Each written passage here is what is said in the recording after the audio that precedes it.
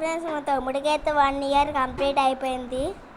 ఇప్పుడైతే 12 o'clockకి cake cut చేశాడు. Night అయితే మా తమ్ముడికి కట్ చేస్తున్నాడు కేక్ ఎగ్జాక్ట్గా. మార్నింగ్ అయితే తమ్ముడిని గుడికి తీసుకెళ్లారు. మా తమ్ముడికి అయితే మార్నింగ్ గుడికి తీసుకెళ్లారు.